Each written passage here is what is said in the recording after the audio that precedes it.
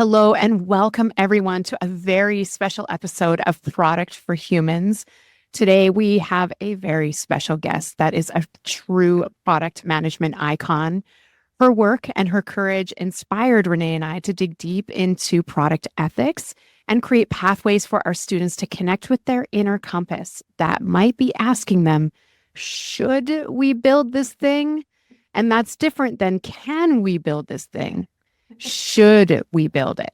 And in the advent of AI, this conversation is obviously more important than ever. It is an absolute honor to introduce Frances Haugen, a data scientist and social media accountability advocate, previously an algorithmic product manager at Facebook. Then she became a whistleblower in 2021, exposing the internal company documents that revealed Facebook's prioritization of profits over user safety and public well-being. Since then, she has founded Beyond the Screen, a not-for-profit organization working to promote the growth of an ecosystem of accountability for social media platforms. Frances is a frequent public speaker and commentator on issues related to social media and AI transparency and the impact of screen and social media platforms on our children, the influence of operations and cybersecurity within our products, the linguistic equity implications of technology, and the need for algorithmic accountability around the world. She is also an author of an incredibly powerful book called The Power of One: How I Found the Strength to Tell the Truth and Why I Blew the Whistle on Facebook. Frances, it is an absolute honor to have you on the podcast. Thank you so much for joining us today. Happy to be here. Yeah, thank you. So I don't know, Christa and I, we remember the moment we saw you for the first time, making headlines all over the world, and we saw product manager.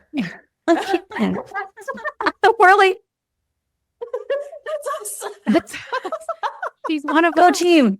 Yeah, and also in Congress, testifying to folks who don't necessarily know a lot about technology, about the implications of what's going on right under their noses.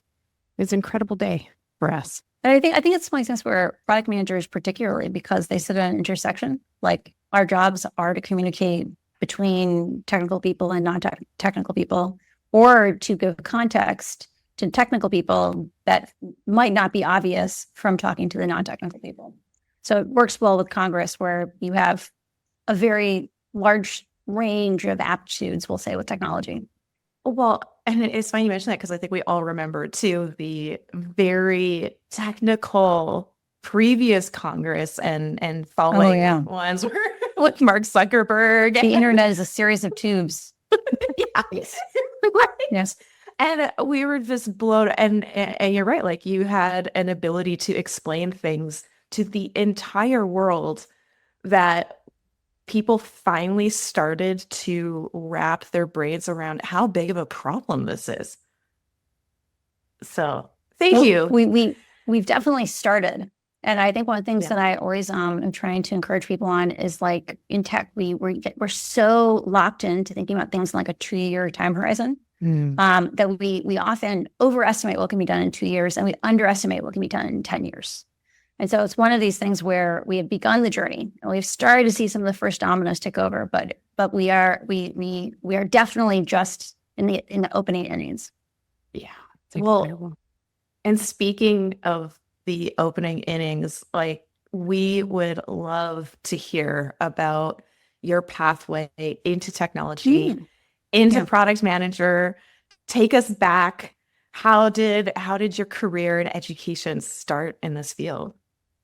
So it's interesting. Like, I did not set out to be a product manager. So what happened to me was I went to a brand new college called Olin College of Engineering, which I think you guys should go do something if you're doing product management kinds of content.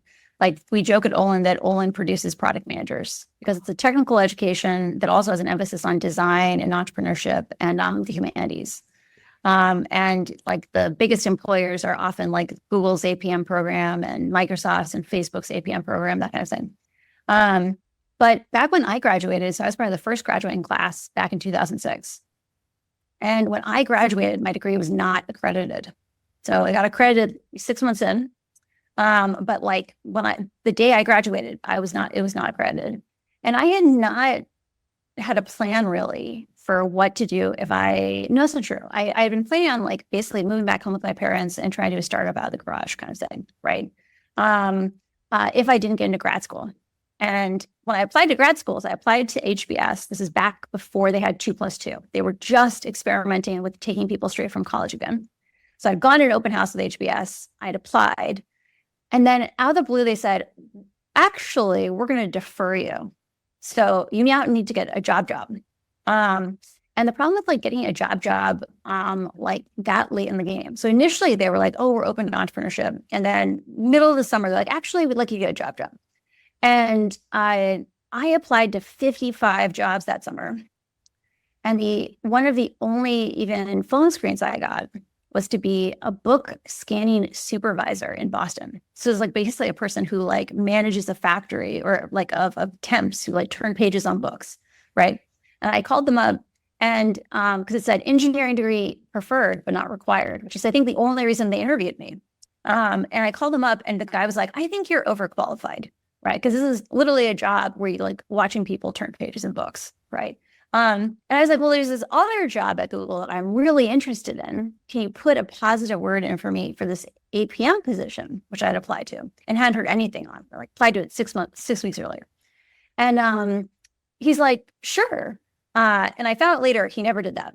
But in the process of like making some materials for him to send to the other recruiter, one of my friends who was like reviewing stuff for me was like, hey, you should get this professor to recommend you.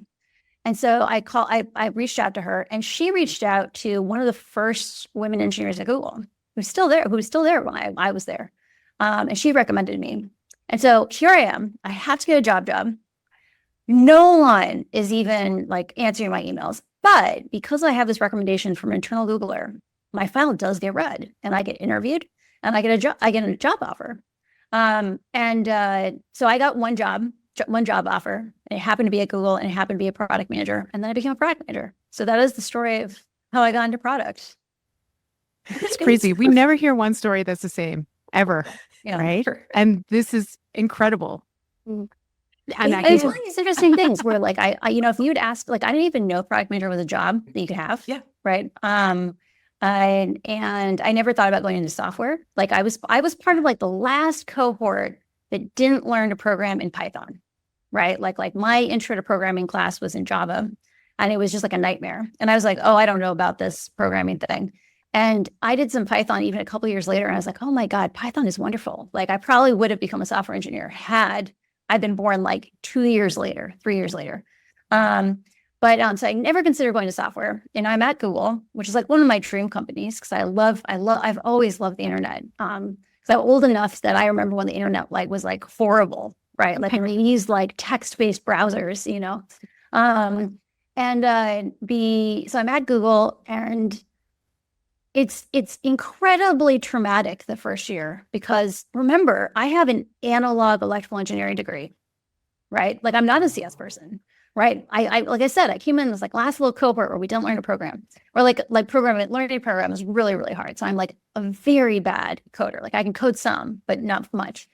And I got asked, it's so funny. So in my technical interview, I got asked like the only questions I could have possibly answered correctly because they were all in information retrieval.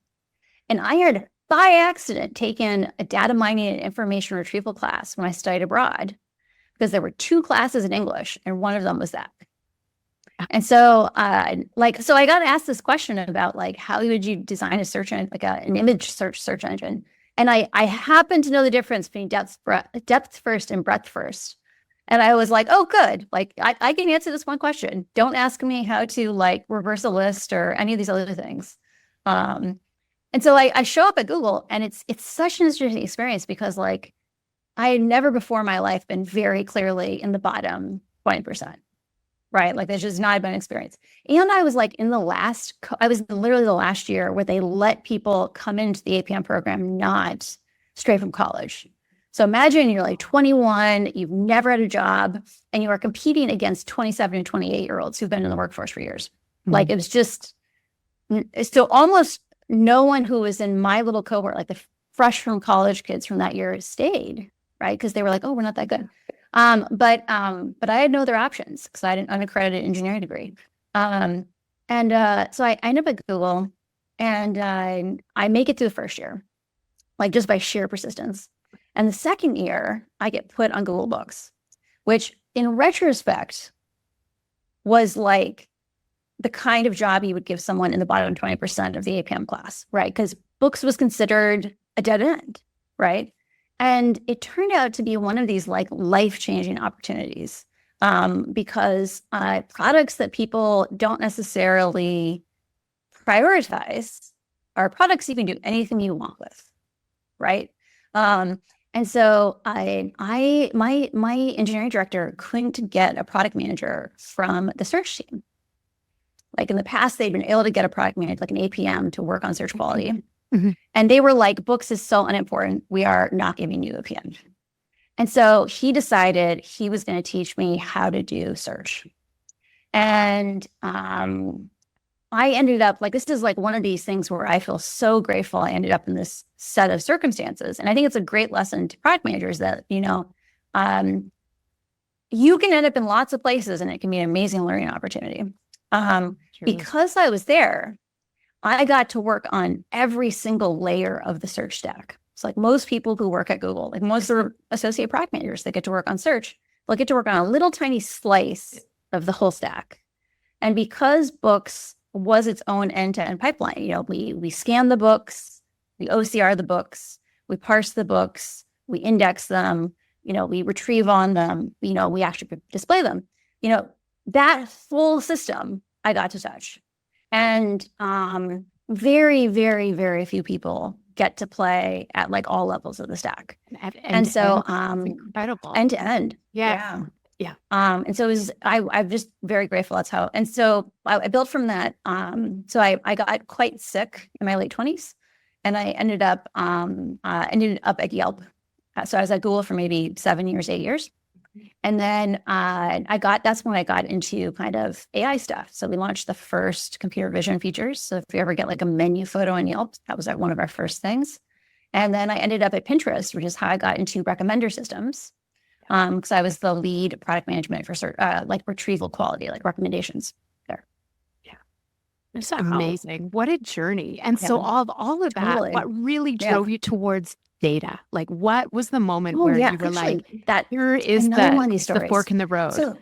So this is another one of these things where like, I feel like oral histories of software are just like so important because we take for granted that the world we live in right now is like how it has always been.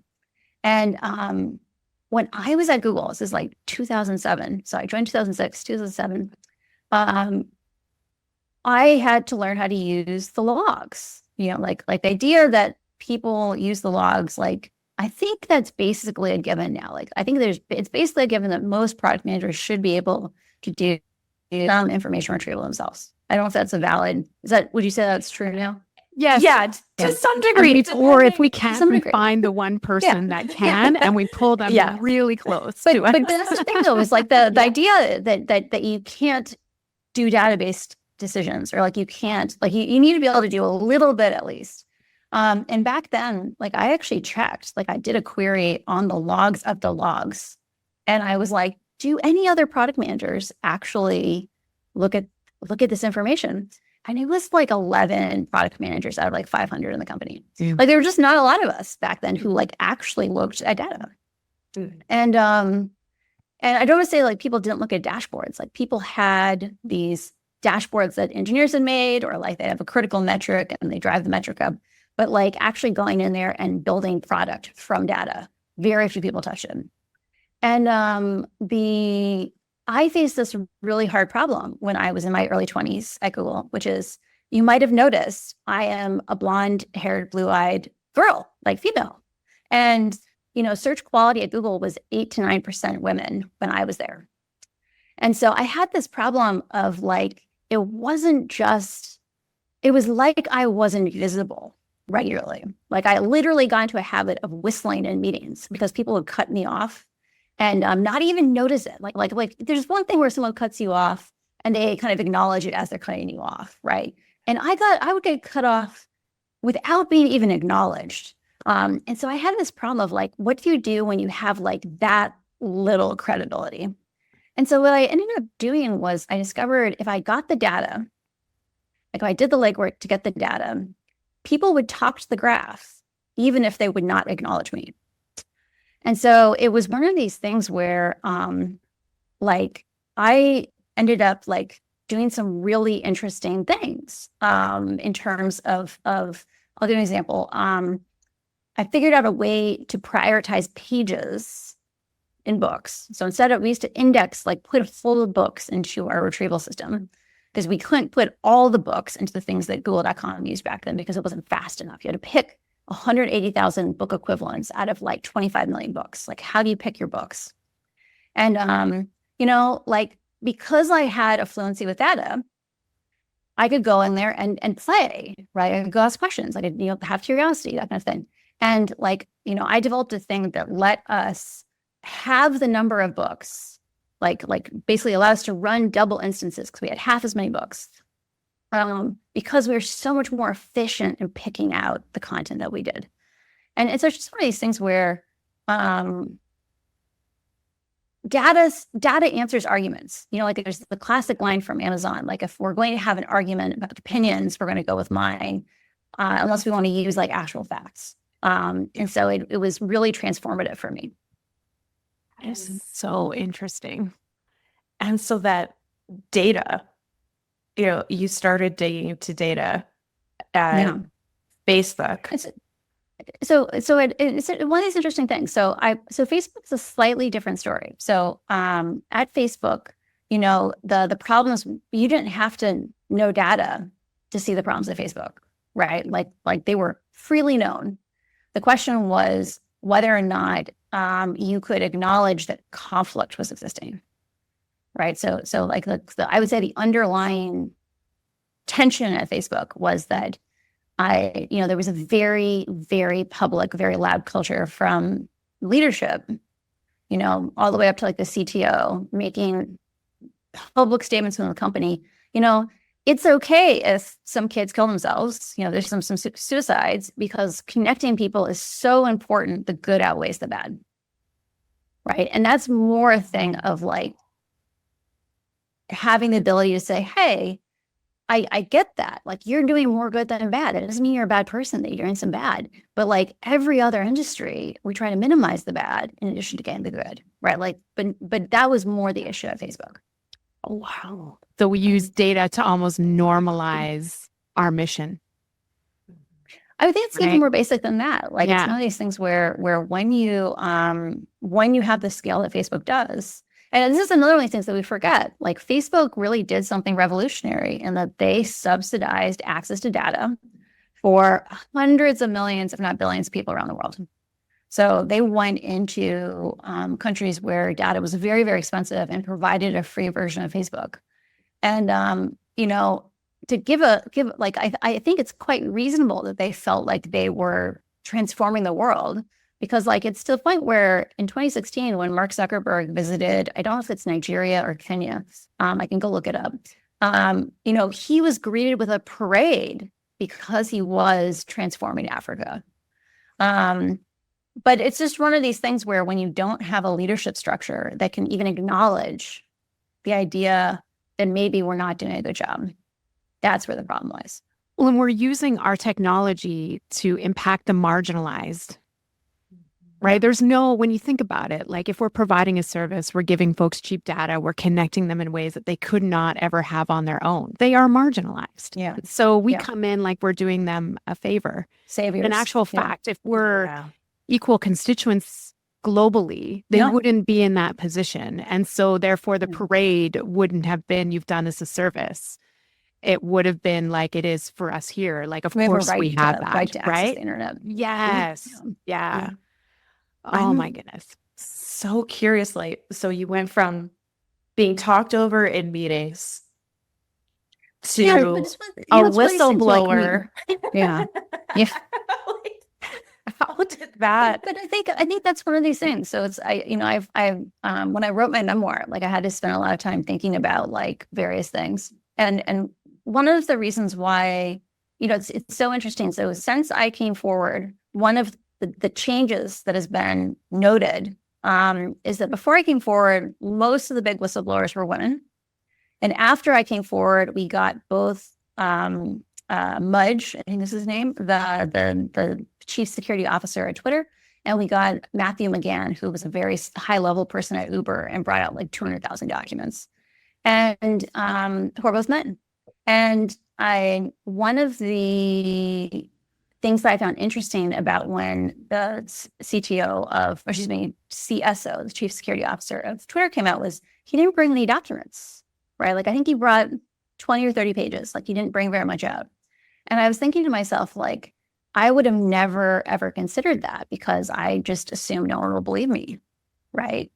And so I think that's a deeply ingrained thing where if you're just used to not being believed, you end up leaning on data or leaning on documentation. And not knowing what is enough to be taken seriously. Yeah. Like you think about like as humans, right? We build coping mechanisms when we're not being seen. And it's like, Totally. I joke all the time about Yeah. like how our superpower is just the highest, like most, like the biggest show off of what our coping mechanisms are. It's like our highest form of our coping mechanism on display. And for you, it's going after data. And look what you've done with that. Yeah. One coping mechanism in a room, not being seen, not being heard, being talked over from folks who are more powerful in the room, who don't even have like the basic of respect around equitable contribution in a room. And that's so normalized for them that they didn't even know they were doing it. To you having to go do a thing, create the graphs so that they're talking to the graphs and not to you, just to create that bridge between you and the graphs and your intellect. Or I'll give an example where there's this is actually a technique that I highly recommend for product managers. You can go on Mechanical Turk and spend $10 of your own money, right? Because for 5 cents a response, you can get people to write you a small paragraph answering a question. So something like, describe your last vacation, right? Like something simple. And like, it's one of these things, like if you are just used to people not valuing your insight, you learn how to create the proof. And like when I worked on Google Plus, right, like they wanted to do this very elaborate photos project. And the example was like, you go to Bali on vacation for 3 weeks. Like, what are you gonna do with your photos? And like, I was like, most people don't go to Bali. Like that's what they do with their photos. And you can get the data by spending $10 and having people, paying people 5 cents or 10 cents to like tell you about their vacations. Yeah. And so. And so just to find data all over the place. Yeah. That is such a great tip. Like, because a lot of us feel constrained by, I don't have access to this DB or I can't get a developer's time so I can get in there. Yeah. So many times this showed up for us in our careers, and we got lucky that Renee and I happened to work with another product manager who came from tech ops, and she had access to everything that we couldn't get. So we instantly pulled her to our team, and it's an epic story. And I mean, she's our CPO today, and I never regret that day in my life. That opened up a whole door of, again, math wins arguments. This is something that we learned at Getty Images, right? So when you think about like you get to Facebook, you're in there. Can you describe the moment where you're like, I got to do something? Something's I can do something about this. Like, what was that moment for you? So I think there's 2 sets of moments that are important for people to understand. So the first one is long before you get to the point where you have to say, I will have to do something. You have to get to the point where you can admit to yourself that something is wrong. And this sounds like way simpler than it actually is. Because remember, there are lots and lots of incentives in your life to not acknowledge that something is wrong, right? It's much easier to not have conflict. It's much easier to just go with the flow. It's much easier to make sure your paycheck is secure. It's much easier, like all these things. There's a lot of incentive to believe the stories, because there's always going to be elaborate stories about why nothing can be done or why it has to be done this way, right? Why we have to do this. And you will feel crazy right? Because everything around you, because all the other people, if like other people were also like aligning with like something is actually wrong, you would not be the only one, like you wouldn't feel isolated, right? And so I started feeling that within a month of joining Facebook. I was like, this is crazy. Like I had been in the industry long enough. Like I had already worked in big tech companies for like 15 years at that point. That like when they would say, oh yeah, of course there's only 3 people on this. And I'd be like, oh my God, like if we were at a normal company, there would be like at least 6, if not 10, right? That just knowing that it's okay to feel crazy, right? Like feeling crazy is like the first phase of being aligned of like, oh my God, like, there's something wrong with me. And the thing that I recommend to people is you need to have at least one person in your life. It can even be your therapist, right? But you need to have someone in your life that you can be fully honest with. Because the way you got from, I feel crazy, like I'm going to work and this seems like, am I the only one that's not like delusional here? Is by talking to people. And I got really lucky because I lived with my parents. And so I had during COVID, right? So I went home during COVID. And it meant that by the time my kind of decision point was reached, right? So they about a month after the election in 2020, they dissolved Civic Integrity, which is the part of the company I worked in. They said, you guys are so important. You have so much impact that we need to integrate you into the rest of the company. And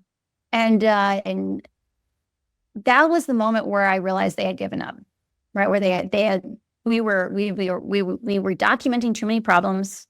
We were asking too many questions. We were asking things to change. We were a problem. They had given up trying. And that was the moment where I realized the only way we were going to actually address the magnitude of problems that I was seeing at Facebook. And the thing that I most feared was seeing more ethnic violence. So seeing things like Myanmar, seeing things like Ethiopia play out over and over again. Having that fear and then seeing them kind of clip the wings of the people who are responsible for trying to prevent that. That was my moment where I was like, oh, now like we have to bring in help from outside if anything is going to get done. And what do you think it says about the world that they can just do that and nobody notices and we're fine with it? Like No. when you think It's about taking yeah. that on, that would be Yeah. the first thing that would Yeah. come to my mind, which is, well, if they feel like they can get away with this, who am I? And what system am I going to be playing with to enforce what now? Yeah. Like how I feel Yeah. about it versus what they obviously know they can get Yeah. away with. Like can you walk me through in your mind how you sort of didn't see that as a barrier to trying anyways? So I think the things that we really lose by like how we structure technical education is we don't have space for history. And I think one of the things that is one of my secret superpowers is like I think on a much longer time horizon than most technical people do. And that's one because I went to business school. And one of the most important things I learned at business school was like interesting things take 10 years, right? Which is not a thing that we really reinforce in tech. Like in tech, it's like, how fast do we get to the MVP? Like, what can we do in 3 months? What can we do in 6 months? But interesting things, like truly interesting things take 10 years. And which doesn't mean that you should have like a long-term plan and not have anything to show for it for a long time. But you just need to have the right time frame. But the second thing is like, I knew enough history of technology to know that like, we always overshoot. Like, because we don't have like to develop norms around what should be done. Like you first have to develop consensus that a problem exists. And then you have to create expectations of like how people should behave. And laws only follow all of this. And, part of why I decided to come forward was I understood that I was in an extremely privileged position. So like when I talked about the idea that like I got this very unique education and that I got to touch the whole stack, right? Like usually the only people who get to touch the whole stack are the original cohort of people who build the whole thing, right? Like there's a generation of engineers, there's a generation of product managers who like, they built the really early shitty version and they slowly made it better over time. And like, they're the only ones who have institutional knowledge of the whole thing. And like, I saw that at Google, right? Like I got to work with a lot of the engineers who were like the original OG engineers, and I understood that. I appreciated that. And I even went through a transition where they took all of the engineers off of search quality for books, and I was left alone, right? Imagine being a whole team on like a major piece of infrastructure. And so I understood, and I rebuilt that team, right? Like I found new engineers, we trained them in search quality, we rebuilt that team. But I lived with the consequences of no institutional knowledge. So I'm sitting at Facebook and I'm watching this really interesting generational change happen, which is those OG people, like all the people who built Facebook from the ground up, they were leaving. Like the very last of them were there. And as someone who understood like what happens when you lose institutional knowledge, and who had seen kind of like, oh, this is what it means to have a system. Like I looked at it and I was like, oh my God, like you're going to lose these last 20 people, 30 people in the company. And no one's really going to understand how all these pieces feed back on each other and how they work. And because how knowledge was stored at Facebook, if you have a dissolving of institutional knowledge, like dissolving civic integrity, no one is going to even remember that the studies were done that showed there were problems. And so I felt like a good chunk of what I needed to do was, if this knowledge was not documented immediately, like there was going to get one person was going to get to try, because everything was going to get locked down after that one person. If someone didn't document this knowledge now externally to Facebook, it was going to disappear. And so like I think it's one of these things where product managers stand in a very privileged position, because there may only be a few people in the whole company that really see the whole picture. And there's going to be very few people who can actually explain that whole picture. And so what I always say to people is like, I think you can face a choice where you can save one life and you can say, I don't take on that responsibility. I think you can be ethical and a good person and say, I'm sorry, I'm not taking on that burden. I think if it was 10 people, most people would have a longer think before saying yes or no. And I think you can still say, I'm not taking on that burden. But as the numbers get bigger, it's 100, it's 1,000, it's 10,000, it's 1,000,000. You think longer and longer. And I felt like I was staring down, given like Myanmar is 25,000. Ethiopia's ended up being 600,000, right? Like I didn't see it as like, I saw it as like, if something is not done, if we don't change this course, it's not going to be 100 people. It's going to be millions of people over the next 20 years. And so it didn't really feel like much of a choice. It felt like Facebook had stolen my future from me. Because I was not going to be able to sleep at night, right? If 20 years from now, I watched this play out over and over again and knew that the moment that someone could have acted, like I didn't rise to the opportunity. That is so powerful. Just understanding history in our products. I can't tell you how that resonates with us and where we've been and what we've worked on, and that institutional knowledge, how incredibly important it is. And most folks would call that documentation, but it's not. It's not just documentation. It goes way past that. It's about culture. It's about the fact that we ship our org chart. We are, we ship everything about ourselves in our products, and it goes past the code, right? But it's the intersections of it. And to understand that we have this conversation with product managers all the time where, some folks will say to us, well, if there was only policy, if there was only legislation, if our Congress or our legal system could be ahead of tech. But to hear you say, actually, it will be the biggest lagging indicator all time. Oh, yeah. Okay. And that in order for us to engage in that system, we actually have to participate in creating the pathway to it. So we need to get more involved and more active in that process, because we can't ask for a process to exist that has never existed. And if we want something to change, we need to do something about it. And you don't have to be me, right? Like the vast majority of whistleblowers, no one knows their name, right? And so I think one of the most important things we can do is publicize to product managers How like and there now exists whistleblowing handbooks. Like the whistleblowing handbook came out right after I testified to Congress. Publicize a lot of routes to get information out is going to be essential because in a world of AI, AI is going to amplify all these problems so much more because the information is hidden, right? Like all the decisions happen on the data center, right? They happen on the phone. You can't actually inspect what's going on or what the outcomes are. And so the only people who are really going to be able to lay that groundwork for us to have reasonable rules are going to be people who actually know what's going on. So for us individual product managers, like we get this question all the time. What can I do? You alluded to the whistleblowing handbook, but just day to day, what are some things that product people can do if they're questioning themselves and having that feeling that you described? I must be crazy. I must be crazy. Like, Yeah. what can they do? So one of these interesting things is I did not expect it, but once I started documenting, I actually felt way more sane.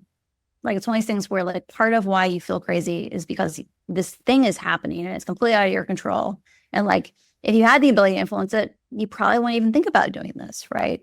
But if the system has enough inertia and it's not getting there, just the process of documenting gives you some kind of locus of control. You never have to do anything with it. This is a thing where you can never act on it.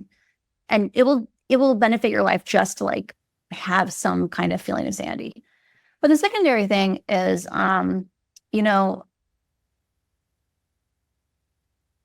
being willing to ask hard questions politely, right? You don't have to be out there yelling, put things in emails, right? Like, and it's one of these things where you don't have to make it,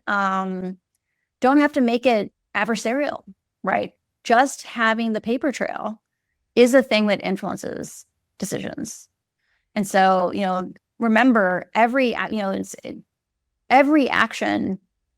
like there's this classic line of, be careful of what you write in emails. Like imagine having that in the Wall Street Journal, like imagine having it in the New York Times. Well, sometimes there should be emails and, you can say, oops, I don't know how that happened. But remember, you have lots of moments where you can exert small amounts of soft power. Well, and also as product managers, it's our role and it's well established that we're there to identify risks around usability, feasibility, viability, value, and morality.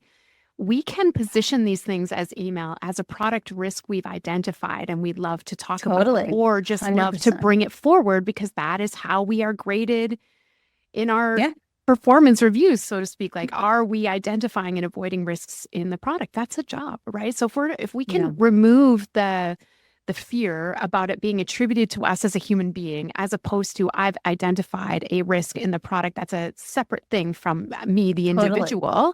I think these are, points of coaching for product managers that yes, you could do it and it could look like this. Here's the phrasing. Just go for it. Yeah. Right? 100%. Yeah.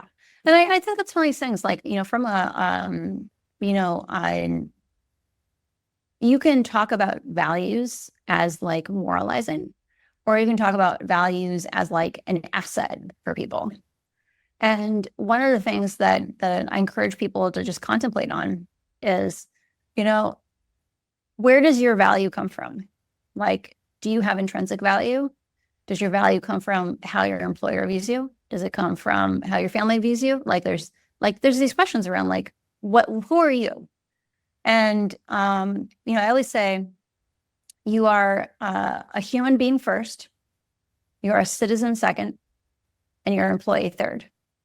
And it's very easy when you're in one of these high status companies where you're like, oh my God, I finally made it to Google, I finally made it to Facebook, whatever, to feel like your value is attached to this company. But the reality is, if you're smart enough to see that there's a problem, the reality is most people don't see problems, right? If you're smart enough to see there's a problem, and you're smart enough to be able to actually think independently as this whole, story system is swirling around you, you are going to get another job, right? You are going to be able to find a way to support yourself on the internet. And it's one of these things where I don't think I would have been able to do what I did if I hadn't watched, this is going to sound ridiculous, whole bunch of videos on things like drop shipping during the pandemic, right? I was like, oh, like what if I did something on the internet? It wasn't even like I'm going to go do this, but I was like, oh, like I never really thought about, how would I, if I was just going to try to support myself on the internet, what could I do? And I came to the conclusion that, I probably could do something. Worst case scenario, and I never got a job in tech again. But the thing I want to reassure product managers out there that are facing these things, I have gotten a bunch of job offers since I blew the whistle, right? Like the reality is,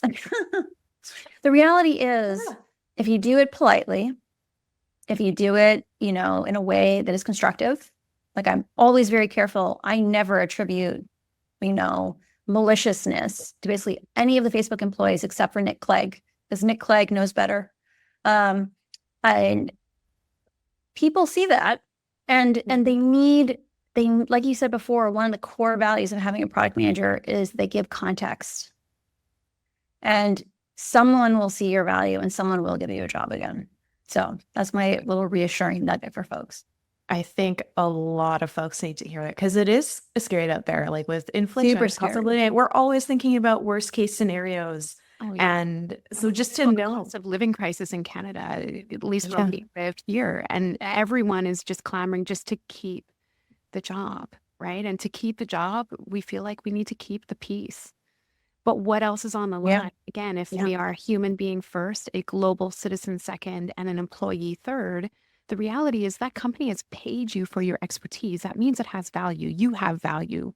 And they will not be the only ones that pay for that in some way, shape, or form, whatever your skill set is, right? And I think we get sucked in sometimes when we're working for companies that have a very strong social presence, like very strong social presence, that somehow our core identities, as you said, are mapped to that. And who are we if we are not Christa plus this company name? But the reality is you are a whole person before you joined that company, and you will return to being a whole person after you leave that company, right? You can't substitute their vision and their values for your own. You have your own core set. They just have to be, if they're not aligned, they're going to be in conflict. And this is how it can show up, right? And their core values are not yours. I think that's really important for people to remember. Like we really lean into that corporately, like what are the company values? It's like, no, let's start with ours and how those add value to your company, right? Instead of seeing them being interchangeable. I think that's really an important point for folks to let's level set on that again, right? Well, Frances, I know we're getting a little bit over our time. How are you doing for time? How are you doing if we for ask you a time? few more questions? Yeah, let me see. Give me 2 seconds. Because we're just having like we could talk forever, so we'll have to. I can do 5 more minutes. If that's Okay. Amazing. I do need to head out soon. No problem. Okay. So the advice questions, Renee, or a different outcome? Yeah. AI, probably different for AI. Yeah. Let's do. Yeah. Okay, go for it. So how might we take all of these learnings and have a different outcome for the development of AI? Well, I think already, like if you look at the policy responses that we're seeing from governments, they've been very different than what we did for, say, social media.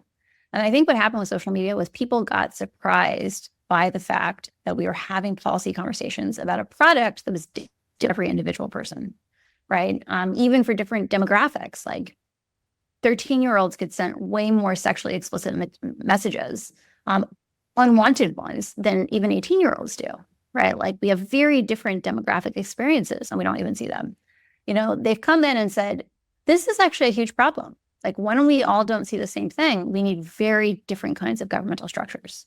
So the first thing is we already are in a different environment, different climate. People are going to react in different ways. And I think that makes AI companies, for example, at least mildly more hesitant or more intentional because they know people are watching in a different way than, say, social media did for a long time. But the second thing is, I think part of it is we have at least some frameworks now for asking questions about bias, like a lot of the dangers around AI, the realistic dangers in the next 5 years. Like I think we can talk about existential risk of waking up and all those things down the road. But in the next 5 to 10 years, the biggest dangers, I would say, are things like bias. Things like having your systems have systematic errors that are maybe easy to find if you look, but not obvious if you don't look. And I think part of how we avoid that is we educate ourselves on like what are the known issues around AI. When I worked at Pinterest, one of the last things I worked on was if you do certain kinds of queries on Pinterest, you get skin tone filters, right? Like you can go and filter by skin tones, and that was discovered completely accidentally. So a redhead and I were like, we want clothes for super pale people, right? Like what if we could have Pinterest but for super pale people? And in the process of going and building out the infrastructure to make that need happen, we discovered that Pinterest did not perform well if you were a darker skinned person, right? And that's kind of obvious in the user research that we were getting. Like they would talk about how like Gen Z people would say, oh, Pinterest is only for white people. But we didn't understand that part of that was in flaws of how algorithms work. So the most important insight people can take away in terms of lots of repeated problems that are going to happen with AI is algorithms are majoritarian unless you intentionally design them not to be, right? Because it's just an optimization system. And so it's one of these things where just knowing that there's more likely to be consequences down the line than there ever was for social media.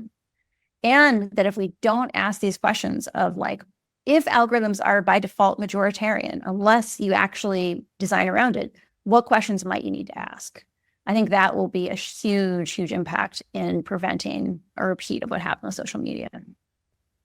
It's amazing. Thank you. Thank Can we ask you. one final question? Sure. More.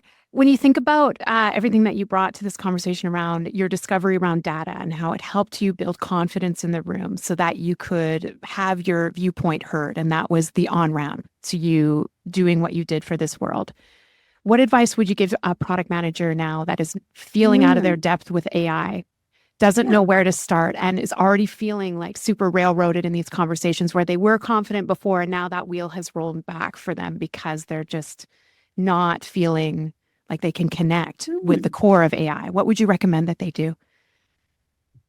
Well, one, I think we do always need a skills build. Like I think there are definitely product managers out there who say like, oh, I don't need to learn how to do data or whatever because I bring other value to the table. I think if you work on AI, you could build those skills. Like there are definitely product management roles that are super front facing where you are not responsible for what happens behind the curtain. But if you are going to work on AI projects, you need to actually take up the responsibility of being able to be an active participant and ask questions.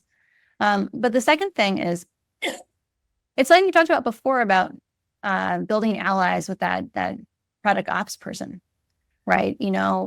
There's going to be other people who can help you answer questions. And like, but I've always like, I'm here today because I was willing to make friends, right? Like actually, it's interesting.